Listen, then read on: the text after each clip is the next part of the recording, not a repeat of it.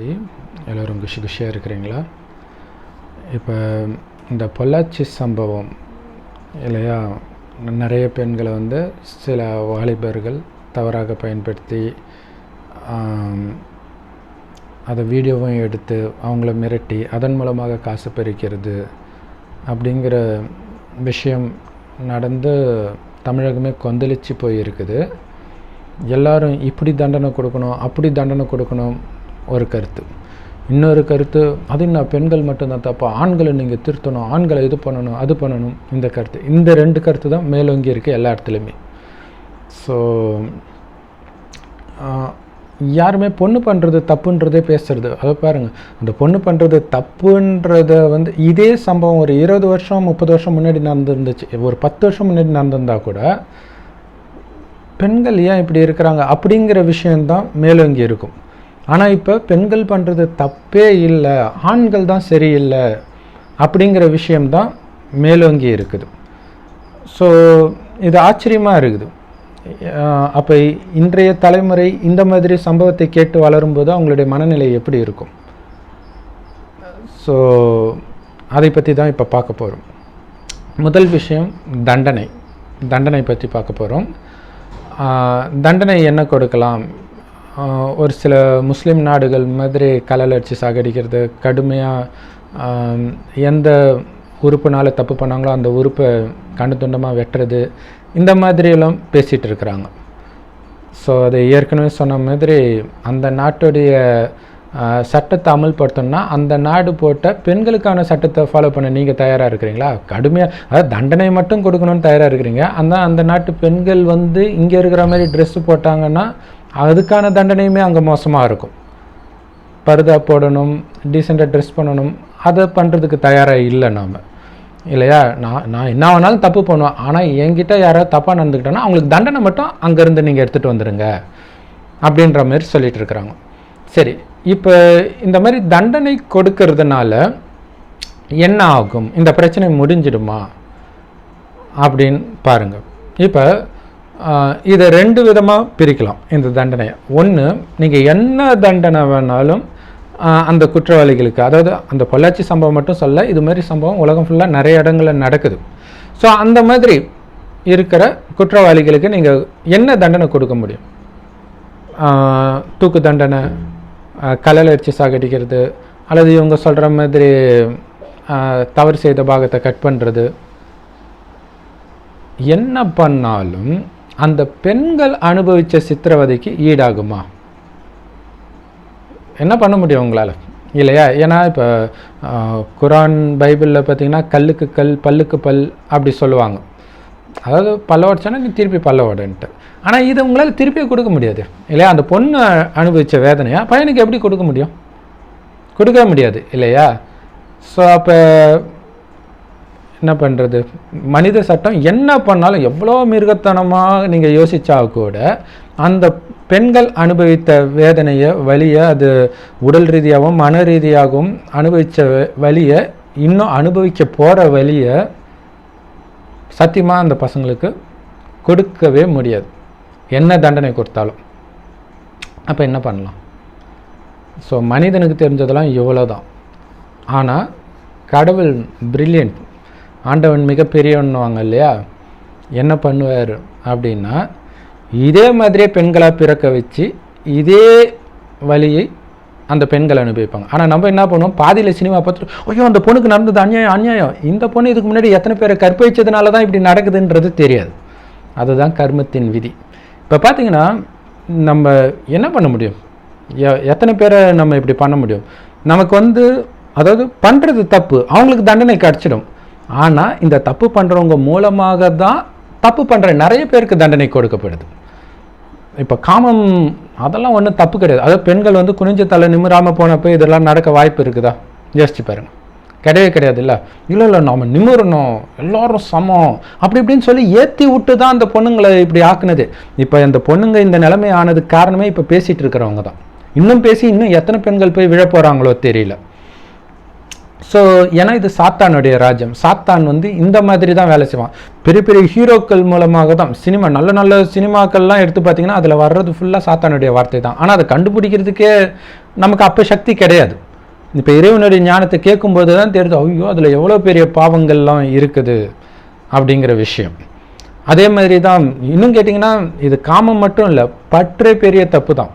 பார்த்தீங்கன்னா ஆரம்ப கால படங்கள்லாம் காமத்தை ரொம்ப தோன்ற மாதிரி வராது. தாய் சொல்லை தட்டாதே, தங்கைக்கு பின் பாசம், இந்த மாதிரி அந்த பற்று தோன்ற மாதிரி படங்கள் வந்துச்சு. ஆனால் அந்த பற்றுடைய அடுத்த லெவல் தான் காமம். அது தெரியல, அது கீழ் நோக்கி போகுது, அது தெரியல நமக்கு. இப்போ பார்த்தீங்கன்னா அந்த மாதிரி ஒரு அம்மா மேலே அன்பு, அக்கா மேலே அன்பு, அது கூட ஓரளவுக்கு நியாயப்படுத்தலாம். மொழி மேலே அன்பு வச்சு இல்லையா, மொழி மேலே, இனத்தின் மேலே, ஜாதி மேலே, நாட்டின் மேலே, இதனால் எத்தனை பேர் இறக்குறாங்க யோசிச்சு பாருங்க. ஒரு மொழியோடைய உணர்வை தூண்டி விட்டு ஒரு இனத்தை அழிக்க முடியும் அப்படிங்கிறதெல்லாம் நம்ம பார்த்துட்ருக்குறோம். அவ்வளோ முட்டால நம்ம மாறிட்டு இருக்கிறோம்.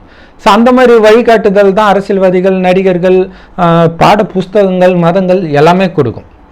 ஸோ இதில் இருந்து ஆனால் ஒன்று மட்டும் புரிஞ்சுக்கணும், என்ன அப்படின்னா உங்கள் அமைதியை கெடுக்கிற எதுவாக இருந்தாலும் அது தப்புன்னு நீங்கள் புரிஞ்சுக்கணும்.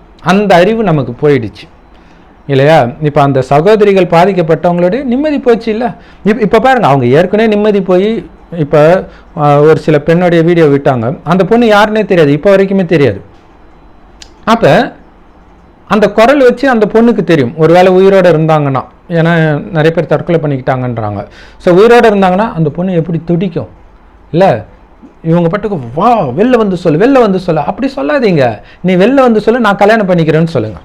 அந்த தைரியம் யாருக்காவது இருக்குதா? எவன் எக்கேடு கேட்டால் நமக்கு என்ன, பேசுறதுக்கு ஒன்று கொடுத்துட்டாங்க, நம்ம பட்டுக்கு பேசி தூண்டி விட்டுருவோம். ஸோ இந்த மாதிரி பேச்சை கேட்டு யாரோ ஒரு பொண்ணு நம்பிட்டு வந்து சொன்னால் என்ன ஆகும் அந்த குழந்தையோட நிலைமை இல்லையா. அதுக்கப்புறம் இவங்க இருக்க மாட்டாங்க, இவங்க கூட வரப்போகிறது கிடையாது இல்லையா. ஸோ இப்படி இதுதான் சாத்தானுடைய வழி. அப்படி தூண்டி விட்டு அதை ஏற்கனவே தண்டனை அனுபவிச்சுட்டு இருக்கிறவங்க சீக்கிரம் வா நெருப்பில் போய் குதி.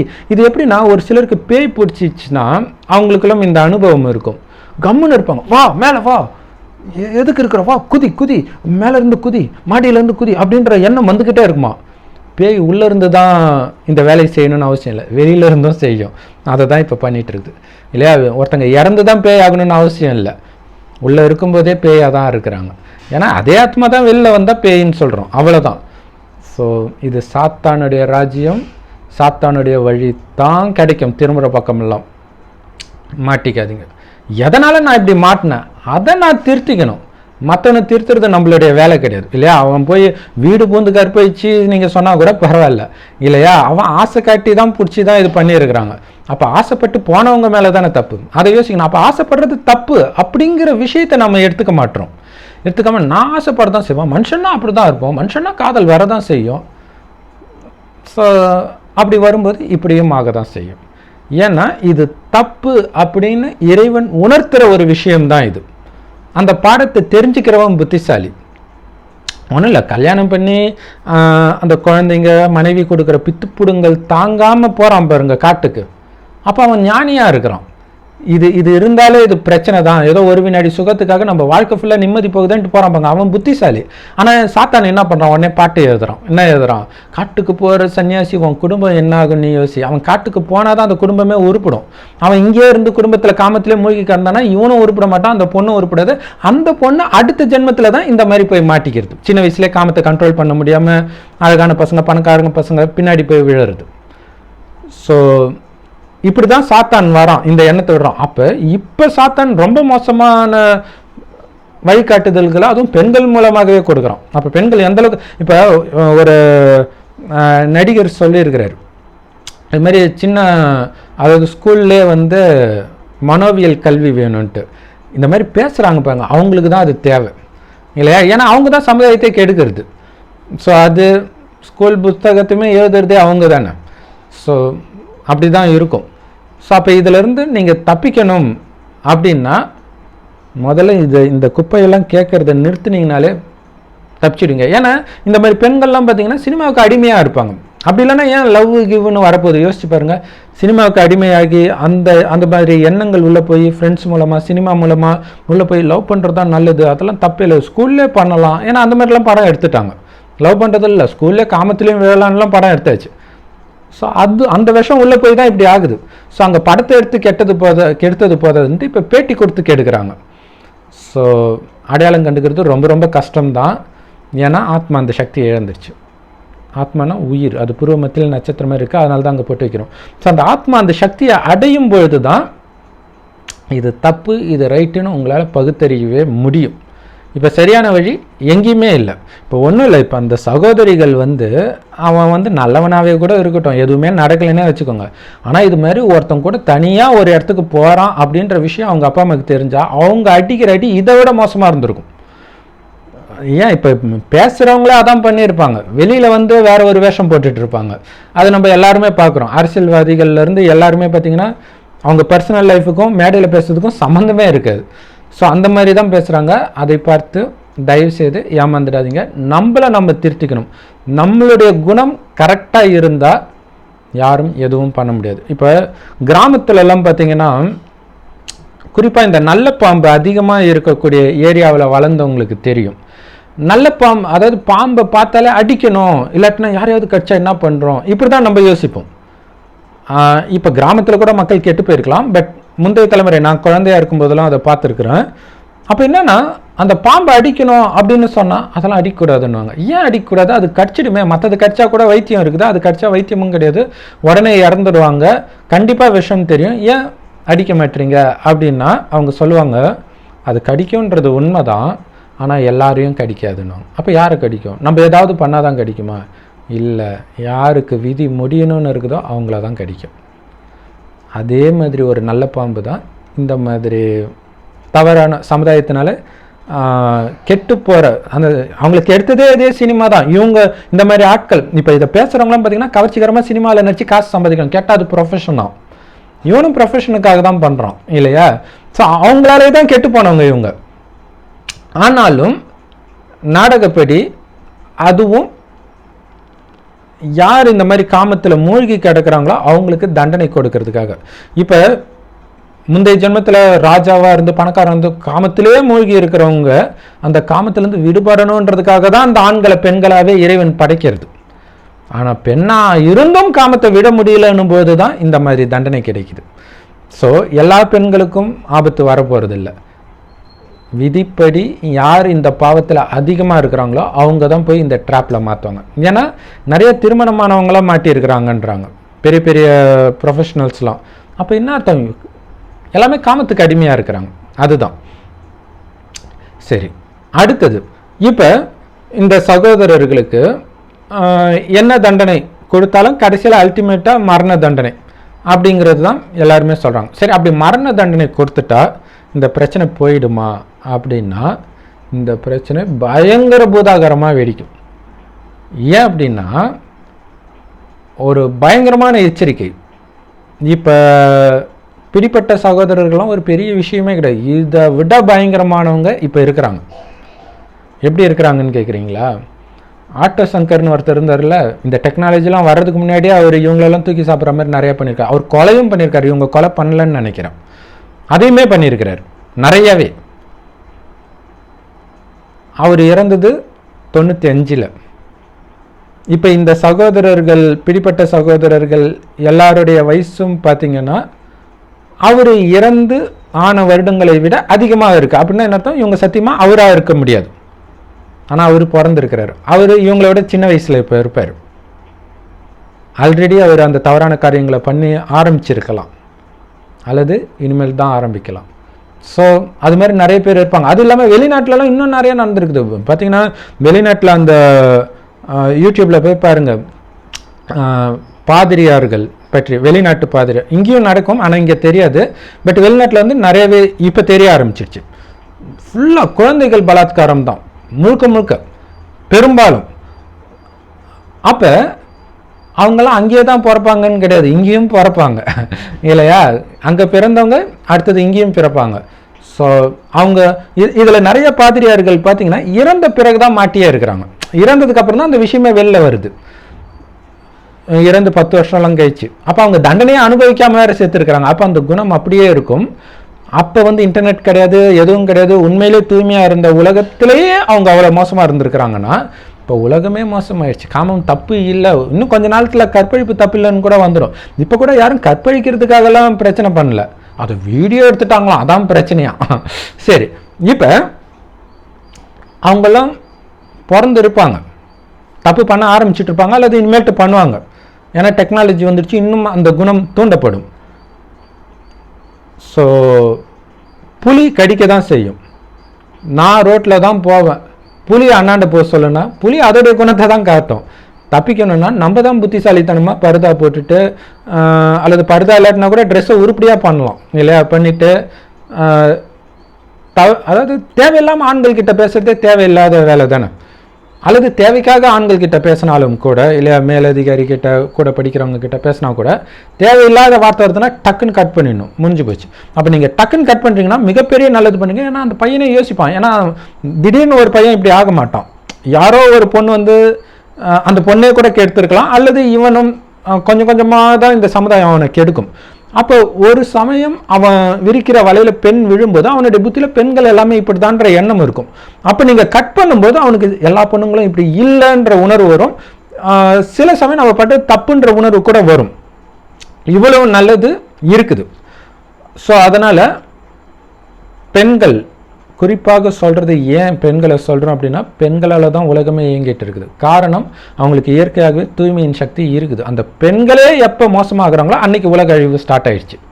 ஸோ அதுதான் பைபிள்லே இருக்கும். எல்லாத்துலேயுமே கல்கி அவதாரத்துக்கே அதானே சொல்லுவாங்க, பெண்கள் வந்து அந்த கற்பு நிலையை சுத்தமாக இருமாது, கற்பும் கிடையாது ஒன்றும் கிடையாதுன்னு எப்போ நினைக்க ஆரம்பிக்கிறாங்களோ அப்போ தான் கல்கி அவதாரம் உலக அழிவு நடக்கும்ட்டு. ஸோ இப்போ அந்த மாதிரி நினைக்க வைக்கக்கூடிய விஷயத்தை தான் பேசிகிட்டு இருக்கிறாங்க. கற்பெல்லாம் மண்ணாங்கட்டி அதெல்லாம் ஒன்றும் கிடையாது அப்படின்ட்டு. ஒன்றும் கிடையாதுன்னு முதல்ல நீங்கள் நிரூபிங்க. ஏன் பாவம் அப்பாவி பெண்களை அவங்களே ஏற்கனவே கெட்டு நொந்து போய் மாட்டிக்கிட்டு இப்போயாவது திருந்தலான்ட்டு இருக்கிறாங்க, அவங்களையும் திருந்த விடாமல் திருந்தி இருக்கிறவங்களையும் கெடுக்கிற வேலையை ஏன் பண்ணிட்டு இருக்கணும் இல்லையா? சரி, இப்போ என்னன்னா, இப்போ இந்த மாதிரி சகோதரர்களுக்கு மரண தண்டனை கொடுத்தா என்ன ஆகும் அப்படின்னா, ஒரு ரகசியம் தெரிஞ்சுக்கணும். என்ன அப்படின்னா, மரண தண்டனை கொடுக்கறதுனால சமுதாயத்தை விட்டுருங்க, அந்த சகோதர ஆத்மாக்களுக்கு எந்த விதமான மாற்றமும் ஏற்படாது. ஏன்னா ஆத்மா ஒரு பிறவிலேருந்து இன்னொரு பிறவிக்கு தன்னுடைய குணத்தை தான் எடுத்துகிட்டு போகும். ஏன்னா இப்போ வந்து இவங்க எப்படி சொல்கிறாங்க, காமம் தப்புன்னு சொல்ல, அதை எப்படியாவது கொஞ்சம் சேஃபாக பண்ணுங்கள், வீடியோ எடுக்க விடாதீங்க, அப்படி தான் சொல்லிட்டு இருக்கிறாங்க. அப்போ பெண்களுக்கே நீங்கள் இந்த மாதிரி அட்வைஸை பண்ணுறீங்கன்னா, ஸோ கிரிமினலாக இருக்கிற ஆண்கள் எப்படி நினைப்பாங்க, நம்மள வந்து தப்பு பண்ணது தப்பு இல்லை, அதை மாட்டிக்காமல் பண்ணியிருக்கணும்னு அவங்க நினைப்பாங்க. அப்படி தான் அவங்களுடைய புத்தியில் இருக்கும். ஸோ டக்குன்னு மரண தண்டனை, சரி அதுலேருந்து தப்பிக்கிறதுக்கு ஏதாவது வழி இருக்குதா அப்படின்னு யோசிச்சுட்டே இருப்பாங்க. தூக்கு தண்டனை இல்லை ஏதோ ஒன்று கொடுத்து இறந்தாலும் அந்த ஆத்மாவில் அந்த குணம் இருக்கும். ஸோ குழந்தைய பிறக்கும்போது அது வெளிப்படாது, பட் அது ஒரு குறிப்பிட்ட வயசு வரும்போது டக்குன்னு வெளிப்பட ஆரம்பிக்கும், பயங்கரமாக பூதாகரமாக. ஏன்னா அவங்க ஒரு 20 வருஷம் கழித்து தான் அந்த 20 வயசு அடைவாங்க. அப்போ அந்த டைமில் உலகம் எவ்வளோ மோசமாகி இருக்கும் யோசிச்சுப்பாங்க. ஏன்னா 20 வருஷத்துக்கு முன்னாடி கம்பேர் பண்ணும்போது இப்போ உலகம் ரொம்ப மோசமாக இருக்கிறத பார்க்குறோம். அடுத்த 20 வருஷம் கழிச்சு எவ்வளோ மோசமாக இருக்கும், அப்போ அந்த குணம் எப்படி வெடிக்கும் யோசிச்சுப்பாங்க. அதுக்காக தான் கீதையில் ஆத்மா அழிக்க முடியாதுன்னு சொன்னது, புரிஞ்சுக்கணும், சும்மா கிடையாது, அதில் இவ்வளோ ரகசியம் இருக்குது. மரண தண்டனை எதுவுமே பண்ணாது. ஆக்சுவலாக மரணம் ஒரு தண்டனையே கிடையாது, எப்படியா இருந்தாலும் இறக்க தான் போகிறோம் இல்லையா? ஸோ மீண்டும் அது மோசமான சூழ்நிலையை தான் உருவாக்கும். ஸோ அந்த மாதிரி தான் ஆட்ட சங்கர் அந்த சகோதரரை தூக்கப்பட்டாங்க இல்லையா, இப்போ அவர் இருப்பார். அல்லது அவருடைய கூட்டாளிங்களில் ஒருத்தங்களாக கூட இவங்கெல்லாம் இருக்கலாம், அதாவது மறுபிறவி எடுத்து. ஸோ இப்போ வந்தவங்களுடைய வயசுலாம் கரெக்டான வயசாக இல்லையான்னு தெரியல, இல்லாட்டினா இவங்களில் ஒருத்தர் கூட ஆட்ட சங்கராக கூட இருக்கலாம். ஸோ ஏன்னா தண்டனை கொடுக்கறதுக்கு வந்து நிறைய பேர் தேவையில்லை, கொஞ்சம் பேர் தான். அதாவது கல்கி அவதாரம் வந்து எல்லாருக்கும் தண்டனை கொடுப்பாங்கன்னு, தண்டனை கொடுக்கறது தான் கல்கி அவதாரம்னா அப்போ இவங்க தான் அந்த கல்கி அவதாரமே. இவங்க பண்ணுற தப்புக்கும் இவங்களுக்கு தண்டனை கிடைக்கும், பட் ஆனால் இது இப்படி தான் நடக்கும். ஸோ இதிலிருந்து நம்மளை பாதுகாத்துக்கணும் அப்படின்னா, ஒன்று இப்போ இருக்கிற சகோதரிகள் என்ன பண்ணணுமோ அதே தான் அந்த சகோதரர்களுக்கும் நாம் கொடுக்கணும். அது என்னென்ன, இந்த ஞானம், ஆத்மாவை பற்றிய ஞானம். ஏன்னா ஆத்மா வந்து இறக்கும்போது என்ன குணம் இருக்கோ அதை எடுத்துகிட்டு போகுது. அப்போ இறக்கிறதுக்குள்ளே அவங்களுடைய குணம் சுத்தமாக மாறிடுச்சுன்னா இந்த பாவத்திலேருந்து அவங்க தப்பிச்சிட்டாங்கன்னு அர்த்தம். அடுத்த பிறவியில் இதோடைய உந்துதல் அந்த அளவுக்கு இருக்காது, இருந்தாலும் கொஞ்சம் இருக்கும். ஏன் இருக்குன்னா உலகமே மோசமாக இருக்கும்போது இல்லையா? ஏன்னா தாயின் கர்ப்பத்துக்கு போகும்போது அதுக்கு முந்தைய ஜென்மத்தில் செஞ்ச பாவத்துக்கெல்லாம் தண்டனை அனுபவிச்சுட்டு தான் இருக்கும். ஆனால் ஃபுல் தண்டனையும் கர்ப்பத்தில் அனுபவிக்க முடியாது. ஸோ அப்போ தான் வெளியில் வந்து இந்த மாதிரி தண்டனை அனுபவிக்குது. ஸோ சொன்ன மாதிரி அதே மாதிரி ஒரு சில மதங்களில் பார்த்தீங்கன்னா கொலை பண்ணணும் கடவுளே சொல்லியிருக்கிறாரு அப்படின்றாங்க. அதுக்காக அந்த மதத்தில் இருக்கிற எல்லாரும் அதை நம்புறது கிடையாது. ஒரு மைனாரிட்டி மக்கள் அதை நம்பி அது மாதிரி பண்ணுறாங்க. ஆனால் அவங்களும் எல்லாரும் கொலை பண்ண மாட்டாங்க. சொன்ன மாதிரி யாருக்கு பாவம் அதிகமாக இருக்குதோ அவங்க தான் மாட்டுவாங்க. ஸோ அதனால் எதை கண்டும் நம்ம பயப்பட தேவையில்லை. இறைவனின் வழிப்படி நாம் நடந்தால், இறைவன் சொல்கிறார் காமம் மகாசத்ருன்ட்டு. ஸோ அந்த ரகசியம் தெரிஞ்சு காமம் நினச்சாலே அருவருப்பு வருது அப்படின்னா நீங்கள் பாதுகாப்பாக தான் இருப்பீங்க. யாருனாலையும் உங்களுக்கு எந்த பிரச்சனையுமே இருக்காது. ஸோ அதுக்கு வந்து இறைவன் கொடுக்குற ஞானத்தோடைய ஒரு குட்டி அறிமுகம் கேட்டீங்க அப்படின்னா இன்னும் நம்பிக்கை வரும். என்ன அப்படின்னா இறைவன் சொல்கிறார், நம்மளுடைய உயிர் புருவ மத்தியில் இருக்குது இல்லையா, அது உடல் எடுக்கிறதுக்கு முன்னாடி இருக்கிற இடம் தான் இது. இதை தான் பரந்தாமம் பரலோகம் அப்படின்னு ஒவ்வொரு மதத்திலையும் சொல்கிறது. இங்கே தான் உயிர் இருக்கும், இங்கே தான் இறைவனும் இருக்கிறார். அவரும் ஒரு உயிர் தான், உயிரைத்தான் ஆத்மான்னு சொல்கிறோம். அவரும் ஒரு ஆத்மா, அதனால தான் அவரை பரமாத்மான்றோம். நமக்கு அவருக்கும் உள்ள வித்தியாசம், நம்ம பிறப்பிறப்பு சக்கரத்தில் வரும், இறைவன் வர்றது கிடையாது. நாம் முதலாக இந்த பூமிக்கு வரும்போது இந்த பூமி சொர்க்கமாக தான் இருக்கும் முதல் 2500 வருஷம். அடுத்த 2500 வருஷம் இந்த பூமி நரகமாகிடும். மொத்தமே 5000 வருஷம் தான் ஒரு காலச்சக்கரம் அல்லது கல்பம்னு சொல்லுவோம். அடுத்தது என்ன ஆகும், நரகம் முடிஞ்சுன்னா மீண்டும் சொர்க்கம் வரும். இப்போ நம்ம எங்கே இருக்கிறோம்னா நரகத்துடைய கடைசி 100 வருஷத்துக்குள்ளே இருக்கிறோம். கடைசி 100 வருஷம் தான் இறைவன் வந்து இந்த ஞானத்தை வெளிப்படுத்துகிறார் ஒரு வயோதிக உடலில் வந்து. ஏன்னா அவர் நம்மள மாதிரி பிறப்பிறப்புக்கு வர்றதில்லை, அதனால தான் அவரை பார்க்க முடியல. ஆனால் அவர்கிட்ட தான் இந்த ஞானம் இருக்குது. அவர் சொல்கிற சொர்க்கத்தில் தேவதையாக நீங்கள் தான் இருந்தீங்க, உங்களை தான் இன்றைக்கி இந்துக்கள் கோயில் கட்டி கும்பிட்றாங்க.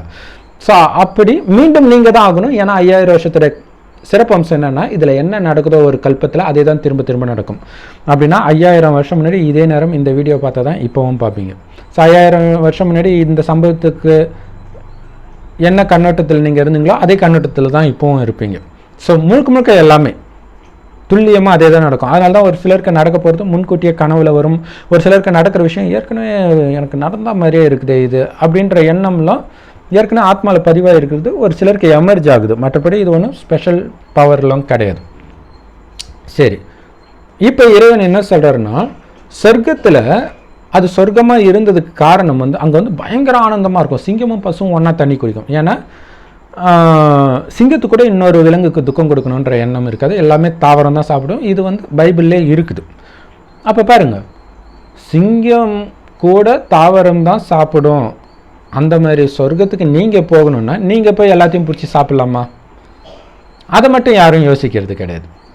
ஸோ சொர்க்கத்தில் இருக்கக்கூடிய குணத்தை நீங்கள் இப்போவே எடுத்தீங்கன்னா அங்கே போயிடுங்க. நான் சொன்ன மாதிரி கடைசி இறக்கும்போது உங்களுடைய குணம் எதுவோ அதுதான் உங்களுடைய அடுத்த பிறவியை நிர்ணயிக்கும். அதுக்கேற்ற அப்பா அம்மாவுக்கும் அதுக்கேற்ற உலகத்துலேருந்து தான் பிறப்போம். ஸோ அப்படி இல்லைன்னா அந்த உலக அழிவு வரும். ஸோ அதுக்கு முன்னாடி தான் இந்த தண்டனை நியாய தீர்ப்பு நாள்ன்றாங்களே அதுதான் இப்போ நடந்துட்டு இருக்குது. நமக்கு தெரியல, நியாய தீர்ப்புனாலும் தனியாக இட்டுட்டு போய் தண்டனை கொடுப்பாருன்னு நினச்சோம். இதே இடத்துல தான் எல்லாமே நடக்கும். பாவம் பண்ணது இங்கே தானே, தண்டனையும் இங்கே தான் கிடைக்கும் இல்லையா? இப்போ ஒன்றும் இல்லை, சிம்பிள். ஒருத்தன் வந்து இந்தியாவில் தப்பு பண்ணி அமெரிக்காவுக்கு போனால் கூட அவனை அழைச்சிட்டு வந்து இந்தியாவில் தான் வந்து தண்டனை கொடுப்பாங்க, அங்கே இருக்கிறவங்க கொடுக்க மாட்டாங்க. அதே மாதிரி தான். ஸோ இப்போ நியாய தீர்ப்பு நாள் தான் நடந்துட்டு இருக்குது. இப்போ நீங்கள் இது தப்புன்றதெல்லாம் கடவுளே ஏதோ தப்பு பண்ணுறான்னு கடவுளை சொல்கிற மாதிரி அவருக்கு தெரியும் எந்த ஆத்மா எந்த பிரிவில் என்ன தப்பு பண்ணிச்சுன்ட்டு. ஸோ ஆத்மாவுக்கான தண்டனை ஆண் உடல்லேருந்து பெண்ணை நீ சித்திரவதை பண்ணால் உனக்கு பெண் உடலை கொடுத்து அதுக்கான தண்டனை கொடுக்கப்படும். அதை புரிஞ்சுக்கணும். ஸோ அதுதான் நடக்குது. ஸோ எல்லாமே கரெக்டாக தான் நடக்குது. இப்போ என்னென்னா நம்ம ஏதாவது தப்பு பண்ணுறோமா தெரிஞ்சுக்கிட்டு நம்மளை திருத்திக்கணும். அதுதான் உலகத்தை திருத்துற வேலை நம்ம வேலை கிடையாது. நம்மளை திருத்திக்கிட்டாலே நம்ம சேஃபாக இருப்போம், நம்ம குடும்பம் சேஃபாக இருக்கும். இப்படியே ஒவ்வொருத்தரும் திருத்தினா உலகமே சேஃபாக இருக்கும். ஆனால் என்ன தான் சொன்னாலும் எல்லோரும் இதை கேட்க மாட்டாங்க. என்ன பண்ணுறது? ஏன்னா உலகம் அழிஞ்சாகணுமே, சொர்க்கம் வந்தாகணுமே. ஸோ அதுக்காக அந்த மாதிரி கேட்காதவங்க எல்லாருமே, கேட்காதவங்க எல்லாருமே உலகம் அழியும்போது உடலை விட்டு ஆத்மா மேலே போயிடும். பட் இறைவனுடைய வழிப்படி காமம் இதையெல்லாம் வெல்றவங்க சொர்க்கத்தில் பிறகு எடுப்பாங்க. ஏன்னா சொர்க்கத்தில் காமம் கோபம் பற்று பேராசை ஆங்காரனா என்னன்னே யாருக்குமே தெரியாது. பரிசுத்தமான குழந்தை மாதிரி இருப்பாங்க. அதனால தான் என் பைபிளில் கூட பார்த்தீங்கன்னா குழந்தைகள் மாதிரி பரிசுத்தமாக ஆகாத வரைக்கும் நீ சொர்க்கத்துக்கு வர முடியாது அப்படின்னு இயேசு சொல்கிற மாதிரி இருக்கும். அப்படின்னா என்ன அர்த்தம்? குழந்தைனாலே காமம் இருக்காது, அதுதான் மெயின். அதை மட்டும் யாருக்குமே தெரியல. கேட்டால் இறைவன் தான் படைச்சாரு அப்படி இப்படின்ட்டு காமத்தை விட முடியாமல் பேசிகிட்டு இருக்கிறது. சரி, இப்போ இறைவன் சொல்கிறாரு சொர்க்கத்தில் பயங்கர ஆனந்தமாக இருப்பீங்க.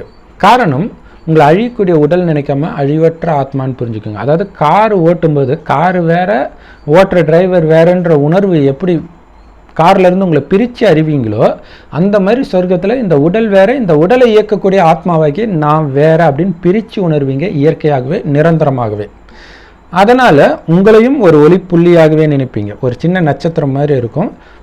எதிர பேசுகிறவங்களும் எவ்வளோ பெரிய அழகான பெண்ணாக இருந்தாலும் பூர்வமத்தில் அது ஒரு ஆத்மா தான் பேசிகிட்டு இருக்குதுன்ற உணர்வோடு பார்ப்பீங்க. அதனால் சரீர கவர்ச்சியில் மாட்ட மாட்டீங்க, காமத்தில் விழ மாட்டீங்க, கோபம் வராது, பற்று பேராசை அகங்காரம் எதுவுமே வராது.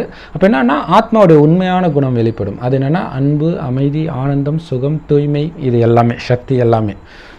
ஸோ அதனால் என்ன ஆகுனா நீங்கள் எது நினைச்சாலும் நடக்கும். ஆத்மாவுக்கு இயற்கையாக அந்த குணம் இருக்குது. இப்போவும் எப்போவோ நடக்குது இல்லையா? ஒருத்தரை நினைப்போம், அவங்களுடைய ஃபோன் வரும், அந்த மாதிரிலாம். ஆனால் சொர்க்கத்தில் எப்போவுமே ஏன் பஞ்ச தத்துவமே நீங்கள் சொல்கிறத கேட்கும். மழை பெய்யும், நஞ்ச பெய்யும், நில்ல நிற்கும். அந்த அளவுக்கு ஆத்மாவுக்கு சக்தி இருக்கும். அந்த சக்தியை எப்படி இழக்கிறோம் நரகத்தில் பிறவி எடுக்கும்பொழுது அப்படின்னா, ஸோ அங்கே இருக்கிறவங்களே தான் மறுபிறவி எடுத்து நரகத்துக்கு வரும். என்ன ஆகுதுன்னா ஆத்மான்றதை மறந்து உடல் நினைக்க ஆரம்பிச்சிடுறோம். இப்போ உடல் உணர்வுகளான காமம், கோபம் இதுக்கெல்லாம் அடிமையாகிடுறோம். அப்போ ஆத்மாவுடைய சக்தி போகுது. அதிலும் குறிப்பாக காமத்தினால அதிகமாக சக்தி போகுது. அதனால தான் காமம் மகாசத்ருன்னு கீதையில் இருக்கும். இந்த காமம் தப்பு, அது விபச்சாரம். மனைவியே நீச்சையாக பார்த்தாலும் அதுக்கு பேர் விபச்சாரம்னு சொன்னதுக்காக தான் இயேசுவை கொலை பண்ணாங்க. ஸோ இந்த ஞானத்தை தான் அவருமே போதிச்சிருக்கிறார். சரி, ஸோ இப்போ கடைசி 100 வருஷம் இறைவன் சொல்கிறார், இப்போ நீ காமத்தை வெல்லு, எல்லா பிரச்சனையிலேருந்தும் தப்பிச்சிடுவேன்றார். உனக்கு வர நோயிலேருந்து, குடும்ப பிரச்சனைலேருந்து எல்லாமே அதில் வர்றது தான். ஸோ அதில் அவங்களுடைய இப்போ ஒரு சில வீடுகள்லாம் பார்த்திங்கன்னா அப்பா அம்மாவே டார்ச்சர் பண்ணுவாங்க குழந்தைங்களுக்கு. செக்ஷுவல் அப்யூஸே நடக்குது அப்படின்லாம். குறிப்பாக வெளிநாட்டு சேனல்லாம் பார்த்திங்கன்னா அவங்க ஓப்பனாகவே சொல்கிறாங்க, இங்கெல்லாம் அந்த அளவுக்கு வெளில வராது. ஸோ அந்த மாதிரி குடும்பத்திலலாம் மாட்டுறாங்க அப்படின்னா என்ன காரணம்? அது காரணமே காமந்தான். முந்தைய ஜென்மத்தில் காமத்தில் நீங்கள் யாருக்கு டார்ச்சர் கொடுத்தீங்களோ அவங்க குடும்பத்தில் தான் நீங்கள் பிறப்பீங்க. ஏன்னா அந்தளவு டார்ச்சர் கொடுத்துருக்குறீங்கல்ல, ஸோ திருப்பி வாங்கணும்ல. ஸோ அப்படி தான் கணவன் மூலமாக கிடைக்கிற டார்ச்சர், குழந்தை மூலமாக அல்லது இந்த மாதிரி லவ்வர் மூலமாக கிடைக்கிறது எல்லாமே பார்த்திங்கன்னா எல்லாமே ஆரம்பம் வந்து காமம் தான். ஸோ அதை வெல்லுங்க இறைவன் சொல்கிறார். ஆனால் அதை வெல்லக்கூடிய சக்தி இன்றைக்கி யாருக்குமே இல்லை. அதை தோன்றுற வேலை தான் எல்லாமே நடந்துட்டு இருக்குது. ஸோ அப்போ இதுலேருந்து தப்பிக்கணும்னா முதல்ல இந்த சாத்தானுங்க பேசுறதை கேட்குறத நிறுத்தணும். ஏன்னா சுற்றி பாடப்புக்கிலேருந்து மதங்கள்லேருந்து எல்லாமே சாத்தானுடைய இது தான். ஏன்னா சொர்க்கம் தான் இறைவனுடைய ராஜ்யம். இறைவன் வரமாட்டார், இறைவன் வழிபடி நீங்கள் நடந்ததுனால உங்களுக்கு கிஃப்டாக கிடைக்கிது. ஆனால் இங்கே நரகத்தில் வரும்போது சாத்தானுடைய வழிபடி நடக்கிறீங்க. சாத்தானா வேறு ஒன்றும் இல்லை, காமம், கோபம், பற்று, பேராசை, அகங்காரம். இந்த 5 விகாரங்கள் ஆணிடமும் இதே 5 விகாரம் பெண்ணிடமும் உள்ள இணைந்த ரூபம் தான் 10 தலை ராவணன். மற்றபடி 10 தலை தூக்கிட்டு எவனாலையில் இதைத்தான் ராவணன், சாத்தான், மாயா அப்படின்னு சொல்கிறோம். ஸோ அவனுடைய வழிபடி நடக்கும்போது தான் துக்கம் வருது. துக்கம் வரும்போது தான் இறைவனை தேடி மதங்களை உருவாக்குறோம், வேதத்தை உருவாக்குறோம், கோயில், மசூதி, சர்ச்சை உருவாக்குறோம். ஆனால் அதை ஃபாலோ பண்ணுறதுனால நாளுக்கு நாள் துக்கம் அதிகமாக தான் ஆகுது. ஏன்னா அது எல்லாமே மனுஷனுடைய வழி. மனுஷனுடைய வழி தான் சாத்தானுடைய வழி. கடவுளுடைய வழி ஒன்று தான், அதை தவிர அத்தனையும் சாத்தானுடைய வழி தான். அதனால தான் நாளுக்கு நாள் துக்கம் அதிகமாகிடுச்சு. கடைசி 100 வருஷம் இது மனித வழின்னு தெரிஞ்சுட்டு எல்லாத்தையும் விட்டுட்டு இறைவன் சொல்கிறத மட்டும் கேளுங்க.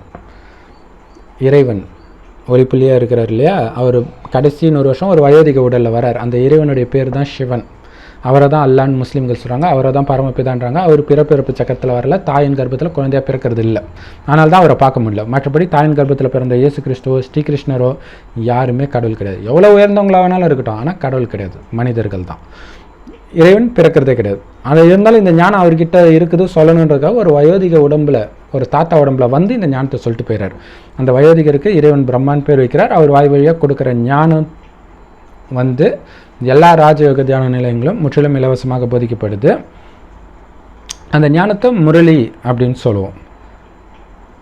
அந்த முரளி நீங்கள் யூடியூப்பில் கூட பிகே சரவணகுமார் தமிழ் முரளி அப்படின்னு சர்ச் பண்ணிங்கன்னா கிடைக்கும். இல்லாட்டினா டிஸ்கிரிப்ஷனில் இருக்கும், கமெண்ட்டில் பின் பண்ணுறோம், அல்லது என் ஸ்க்ரீனில் வரும்.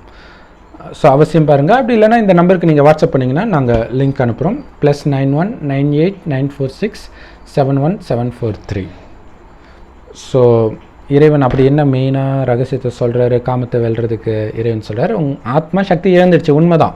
மீண்டும் சக்தி அடைக்கணும்னா இறைவனை நினச்சிக்கிட்டே இருங்க. இறைவன் எப்படி இருப்பார்? எந்த மதத்துலேயும் சொல்லலை. எழுதுந்து மனுஷன், அவனுக்கு எப்படி தெரியும் கடவுளை பற்றி? ஏன்னா கடவுள் அனுப்புனார் தூது, கடவுள்கிட்ட இருந்து வந்தார். கடவுள்கிட்ட இருந்து வந்தால் முதல்ல கடவுள் எப்படி இருக்காருன்னு இல்லை சொல்லணும், அதை அவனும் சொல்லலையே. இதுவே ஒரு சிறந்த ப்ரூஃப் எதுவுமே கடவுளுடைய வழி கிடையாதுன்னு. ஸோ இறைவன் வந்தோடனே முதல்ல தன்னுடைய அறிமுகத்தை கொடுக்குறாரு. அதுக்கு முன்னாடி நம்மள சொல்கிறார், முதல்ல உங்களை தெரிஞ்சுக்கோங்க, நீங்களே அழியக்கூடிய உடம்பு கிடையாது, நீங்கள் பார்க்குற உடல் நீங்கள் கிடையாது, அழிவற்ற ஆத்மா, அதில் இருக்கிற பாவத்தினால்தான் தான் நீங்கள் தண்டனை அனுபவிக்கிறீங்க. அதை எரிக்கிறதுக்கு ஒரே வழி, இந்த பாவத்தில் எப்பவுமே சிக்காத ஒருத்தர் இறைவன் தான், அவரை நினைவு செய்யுங்க. ஏன்னா அவர் தான் பிறக்கலை. ஒன்ஸ் பிறந்துட்டாலே மறுபிறவியில் வந்தே ஆகணும். இறைவன் பிறக்கிறது இல்லை, அதனால் மறுபிறவிலையும் வர்றது கிடையாது. ஸோ அவரும் நம்மள மாதிரியே நட்சத்திரம் மாதிரி இருக்கார். ஆனால் நம்ம புருவ மத்தியில் இருக்கிறோம், இறைவன் செம்பொன் நிறமான உலகத்தில் இருக்கிறார். இந்த இடம் செம்பொன் நிறமாக இருக்கும். ஸோ செவ்வானத்தில் ஒரு நட்சத்திரம் மாதிரி இறைவனை நினைக்கணும், அன்பாக நினைக்கணும். அப்போ அன்பாக நினைக்கணும்னா ஒருத்தர் நம்ம கூட பழகினா தான் அவர் அன்பானவராக இல்லையான்னு தெரியும். நான் சொன்ன மாதிரி அந்த முரளியை கேட்கும்போது தான் உங்களுக்கு தெரியும் அவர் எவ்வளோ அன்பானவர்ன்ட்டு. ஸோ அவரை நட்சத்திரம் மாதிரி நினைக்க இந்த இடம் துடிக்கும். அதுக்கு முன்னாடி நீங்களும் உங்களை அழியக்கூடிய உடம்புல ஆத்மான்னு புரிஞ்சுக்கிட்டு நினைக்கணும். அப்போ என்ன ஆகுன்னா இந்த இடம் துடிக்கும். என்ன ஆகுன்னா அவர்கிட்ட வந்து சக்தி வரும். வர என்ன ஆகுன்னா காமம், கோபம், பற்று, பேராசை, அகங்காரம் எல்லாம் உங்களை விட்டு விடுபடுறது தெரியும். எந்த அளவுக்கு தீவிரமாக நினைவில் மூழ்கிறீங்களோ அந்தளவுக்கு சீக்கிரமாக இதிலேருந்து விடுபட்டுடுவீங்க. இப்படி விடுபடுறது தான் உண்மையிலே செஞ்ச பாவத்தை எரிக்கிறதுன்னு அர்த்தம். மற்றபடி ஒருத்தர் சிலுவையில் அறையிறதுனாலையோ ஆடு மாடை வெட்டுறதுனாலையோ உங்கள் பாவம் எரியாது, குறையவும் செய்யாது, ஏற தான் செய்யும். ஸோ பாவத்தை செஞ்சது நீங்கள், அதை கழுவ வேண்டியதும் நீங்கள் தான். அதுக்கு இறைவன் நினைவில் இருக்கணும், இறைவன் சொல்கிறத கேட்டு அதன்படி நடக்கணும். குறிப்பாக காமம், கோபம், பற்று, பேராசை, அகங்காரம் சுத்தமாக இருக்கக்கூடாது. ஒரு பொண்ணை இச்சையாக கூட பார்க்கக்கூடாது, உங்கள் பொண்டாட்டியும் சேர்த்து தான். ஏன்னா சாத்தான் முதல்ல என்ன நம்ப வச்சான், இது பொண்டாட்டி சொல்ல மற்றவங்களை. அதுக்கப்புறம் என்ன சொல்ல வச்சான், நீ எத்தனை பேர் வேணாலும் பொண்டாட்டி ஆக்கிக்கோ, பொண்டாட்டியை தவிர மற்றவங்கள, அப்படி சொல்ல ஆரம்பித்தான். அப்புறம் என்னாச்சு, விரும்பி பண்ணால் தப்பு இல்லை, விரும்பாமல் தான் பண்ணக்கூடாது. இப்போ நீ எப்படி வேணாலும் பண்ணு, வீடியோ மட்டும் எடுக்காத, எப்படிலாம் சாத்தான் சொல்லிட்டு எவ்வளோ கீழே எடுத்துகிட்டு வரான் பாருங்கள். புரிஞ்சுக்கணும், சாத்தானுடைய சாதுரியம் அது. இறைவனுடைய வழியை ஃபாலோ பண்ணுங்க, இறைவனுடைய கையை பிடிங்க. ஸோ இப்போ நம்ம சொல்கிறது வந்து பாதிக்கப்பட்ட சகோதரிக்கும் சரி, பாதிப்புக்குள்ளான, அதாவது பாதிப்பை ஏற்படுத்தி அந்த சகோதரர்கள் 2 பேருமே அறியாமையில் இருக்கிறாங்க. அதுதான் உண்மை இல்லையா? தப்புன்ற விஷயம் உள்ளே போகாததுனால வந்த வேணை. இப்போ இவங்க சொல்கிறாங்களே, இவங்க சொல்கிறதெல்லாம் ஃபாலோ பண்ணால் நாளைக்கு இதே மாதிரி பையனாகவும் இதே மாதிரி பொண்ணாகவும் தான் எல்லாருமே மாறுவாங்க. ஏன்னா இது அந்த பக்கம் போகிற ரோடு தான், அந்த ரோட்டுக்கு தான் அழைச்சிட்டு போகுதுன்றது அவங்களுக்கே தெரியல. இறைவன் சொல்கிற வழி மட்டும்தான் அவங்கள சொர்க்கத்துக்கு அழைச்சிட்டு போகும், இப்போவுமே சேஃபாக இருக்க வச்சுருக்கும். ஸோ அதுவே ஒரு சினிமா பாட்டில் வெளிப்பட்டுருப்பாங்க, பாவம் என்ற கல்லறைக்கு பல வழி என்றும் தர்மதேவன் கோயிலுக்கு ஒரே வழி, அந்த வழி ஒன்று தான் நம் வழி என்று நாம் வாழ்வோம் அப்படின்னு இருக்குல்ல. அந்த வழியை அதை ஆக்சுவலாக சொன்னதே சாத்தான் தான், அது வேறு விஷயம். பட் அவன் மூலமாகவே நல்ல விஷயம் கொஞ்சம் வெளிப்பட்டுருச்சு. ஏன்னா அது சினிமாவில் தானே வருது. அதே பாட்டில் மற்ற லைன் பார்த்திங்கன்னா சாத்தானுடைய வழியாக இருக்கும்.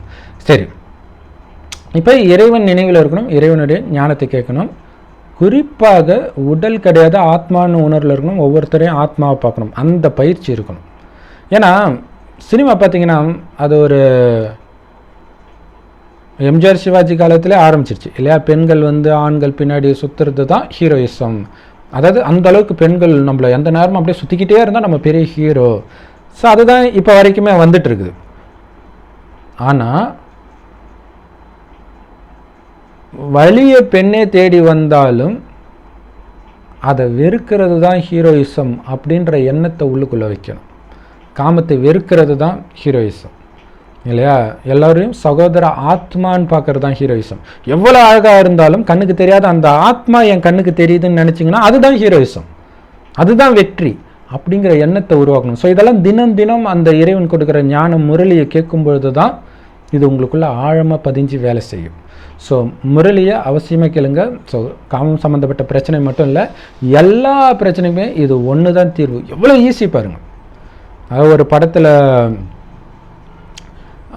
விவேக் கிட்ட ஒருத்தர் கேட்பார் இல்லையா, எல்லா நோயும் தீர்ற மாதிரி ஒரு மாத்திரை கொடுங்கன்ட்டு. அப்படி ஒரு மாத்திரை இருக்குதுன்னா அதுதான் இது மட்டும்தான் எல்லாத்துக்கும் தீர்வு. உங்கள் உடம்புல இருக்கிற நோயிலேருந்து, இயற்கை மூலமாக வர பிரச்சனையிலேருந்து, கடன் தொல்லையிலேருந்து, இந்த மாதிரி பிரச்சனை எல்லாத்துக்குமே அடிப்படை காரணமாக இருக்கிறது காமம்.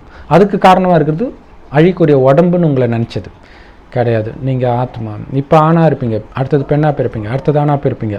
ஆனால் மனிதர்களாக தான் பிறப்போம். இன்னும் நிறைய ரகசியம் இருக்குது, அதெல்லாம் அவசியம் நீங்கள் முரளி கேட்டு தெரிஞ்சுக்கோங்க. அல்லது நான் சொன்ன மாதிரி இந்த நம்பருக்கு மெசேஜ் பண்ணுங்கள். இதில் இன்னொரு முக்கியமான விஷயம், எல்லாரும் அவனை கொலை பண்ணுங்கன்றாங்க. ஆனால் அந்த சகோதரருடைய ஒரு அம்மா வந்து துடிக்கிறாங்க, என் பையன் பண்ணவே இல்லை அப்படின்னு சொல்கிறாங்க. உடனே மற்றவங்க இதெல்லாம் நியாயமா அப்படி இப்படின்னு பேசிகிட்டு இருக்கிறாங்க. ஆனால் இவங்களுக்கு தெரியாத ஒரு விஷயம் என்னென்னா, இவங்களுடைய பையனே பண்ணியிருந்தாலும் இவங்க வாயை திறக்க மாட்டாங்க. ஏன்னா இவங்களே பண்ணுறாங்க தப்பு, அது வேறு விஷயம் இல்லையா. இந்த மாதிரி ஆட்களை உருவாக்குறதே அவங்க சினிமாவில் நடிக்கிற விஷயங்கள், இந்த மாதிரி பேசுகிறது எல்லாமே தான். ஆனால் ஒரு விஷயம் புரிஞ்சுக்கணும், நம்ம யாரெல்லாம் இப்படி திட்டுறோமோ கடைசி நேரத்தில் என்ன ஆகுனா, அந்த உலகம் அழிகிறதுக்கு முன்னாடி நம்ம என்னென்ன பாவம் பண்ணோன்றதை இறைவன் ஒரு ஃப்ளாஷாக சினிமா மாதிரி போட்டு காட்டுவார். அந்த டைம் தெரியும் நம்ம யாரை கொலை பண்ணணும்னு நினச்சோமோ அவங்க உங்களுடைய குழந்தையாக, மனைவியாக, அப்பா அம்மாவாக இருந்திருப்பாங்க ஏதோ ஒரு ஜென்மத்தில். அப்போ காட்டுவாங்க, அப்போ தான் துடிப்போம், என் குழந்தையத்தான் நான் இப்படி சொன்னேன்னா அப்படின்ட்டு. ஸோ அது காரணம் வந்து நான் ஆத்மான்ற உணர்வு இல்லாமல் உடல்ன்ற உணர்வில் பேசிகிட்டு இருக்கிறாங்க. ஸோ நம்மளே அறியாமல் நல்லது பண்ணுறதா நினச்சிட்டு பாவம் மேலே பாவம் தான் பண்ணிகிட்டு இருக்கிறோம். ஸோ உண்மையிலே நல்லது பண்ணணும்னு நினச்சோம் அப்படின்னா ஞானத்தை கொடுங்க, உங்கள் குழந்தைங்களுக்கு கொடுங்க. ஏன்னா உலகமே இன்னும் கொஞ்ச நாள் தான் இருக்க போகுது. இப்போ காமத்தை வச்சுட்டு என்ன பண்ண போகிறீங்க? குழந்தை இப்போ பிறக்கும்ன்றாங்க. சரி, உலகமே கொஞ்ச நேரம் தான் இருக்க போகுது. நீங்கள் துடிக்கிறத விட உங்கள் குழந்தை துடிக்கிறது தான் உங்களுக்கு ரொம்ப வலியை கொடுக்கும். அதுதான் பைபிளில் கூட பார்த்தீங்கன்னா கடைசி நேரம் எப்படி இருக்குன்னு கேட்கும்போது கர்ப்பிணி பெண்களுக்கு ஐயோ, பாலூட்டும் தாய்மார்களுக்கு ஐயோ. ஏன்னா தன்னை விட தன் குழந்தை படுற வேதனை, அது மட்டும் இல்லை, காமம் ரீதியான பலவிதமான விஷயங்கள் அவங்களுக்குமே நடக்கும், ஆல்ரெடி நடந்துட்டு தான் இருக்குது. ஸோ இதிலேருந்து தப்பிக்கணும்னா காம மகாசத்ருன்னு புரிஞ்சுக்கோங்க. காமத்தை அழிக்க ட்ரை பண்ணுங்கள் இல்லையா. ஸோ அதை உங்கள் புத்தியிலேருந்து அழிக்கணும். ஸோ இந்த ஞானத்தை குழந்தைங்களுக்கு கொடுங்க. நீ தப்பு பண்ணலாம், அது தப்பு இல்லை அப்படின்னு சொல்கிறது கிடையாது. மற்றபடி பார்த்திங்கன்னா தப்பு செஞ்சவங்களுக்கு தண்டனை கண்டிப்பாக கிடைக்கும் கர்மத்தின் விதிப்படி. அதை கொடுக்குறவனா நான் ஆகணும் அப்படின்னு நினச்சா நம்ம போய் மாட்டிக்கும். அதை புரிஞ்சுக்கணும். ஸோ அதுதான். ஏன்னா அது மாதிரி மாட்டினவங்களுக்கு தெரியும் அது எவ்வளோ பேர், அதாவது அவங்க வாழ்க்கையை மாற்றிடும். என்ன அப்படின்னா அந்த நேரம் மாட்டி விட்டாலும் நான் எவ்வளோ பெரிய விஷயத்தை சாதிச்சிட்டேன்னு தெரியுமான்ற ஒரு எண்ணம் உள்ளே வரும். அது எதிர்கால அவங்களுடைய வாழ்க்கையை அந்த அகங்காரமே அழிச்சிடும். ஸோ இவ்வளோ இருக்குது. ஸோ திருத்திக்க வேண்டியது நம்ம தான். நம்ம ஒரு துக்கம் அனுபவிக்கிறோன்னா அதுக்கு சத்தியமாக நாம தான் காரணமாக இருக்கும். அது கொடுக்குற கருவியாக மற்றவங்க இருக்கலாம், அது கொடுத்ததுக்காக அவங்களுக்கு தண்டனை கிடைக்கும், அது நமக்கு முக்கியம் இல்லை. நான் பண்ண பாவத்தை நான் கழுவணும், அது காரணமாக இருந்த குணம் எதுவோ அதை ஃபுல்லாக அழிச்சிடணும். அப்போ இல்லையா. இப்போ அந்த பாதிக்கப்பட்ட சகோதரிகளுக்கு ஆண்களே பிடிக்கலன்னா உண்மையிலே ரொம்ப நல்லது. அவங்களுக்கு ஏன் ஆணை பிடிக்கணும்? இன்றைக்கி எல்லா ஆணும் பெண்ணும் காமத்தில் தான் அலைஞ்சிட்டு இருக்கிறாங்க. அதே மாதிரி இந்த ஆண்களுக்கு பெண்ணே பிடிக்கலன்னா ரொம்ப ரொம்ப நல்லது. ஸோ ஏன்னா இப்போதைக்கு பிடிக்காமல் இருக்கிறதே நல்லது. இறைவனை மட்டும் பிடிச்சா போதும். ஓம் சாந்தி. தேங்க்ஸ் ஃபார் வாட்சிங். ஸோ அவசியம் உங்களுடைய சகோதரர்களுக்கு ஷேர் பண்ணுங்கள். ஏற்கனவே சொன்ன மாதிரி கெட்ட விஷயம் நிறைய இருக்குது, திரும்புகிற பக்கமெல்லாம் இருக்கும். நல்ல விஷயம் ரொம்ப ரொம்ப அதிசயம்தான். ஸோ அவசியம் இதை ஷேர் பண்ணுங்கள் எல்லோருக்கும். ஏன்னா கொஞ்சமாவது நல்ல விஷயத்தை கேட்கட்டும். மாறுவாங்களா இல்லையான்னு தெரியாது, பட் கோடியில் ஒருத்தர் மாறுவாங்க. ஸோ அவங்களையாவது காப்பாற்றுற புண்ணியம் நமக்கு கிடைக்கட்டும். ஸோ சப்ஸ்கிரைப் பண்ணாதவங்க அவசியம் சப்ஸ்கிரைப் பண்ணுங்கள், கமெண்ட் லீவ் பண்ணுங்கள். தேங்க்ஸ் ஃபார் வாட்சிங்.